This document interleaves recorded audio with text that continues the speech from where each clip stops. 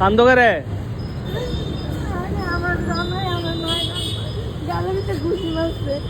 নাম কি দা?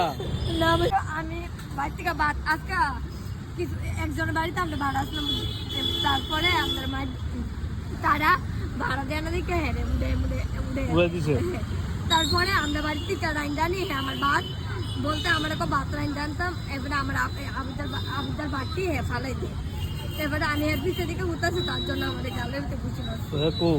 এইদিকে গেছে, কিতা করে সে কাজের কাজ করে।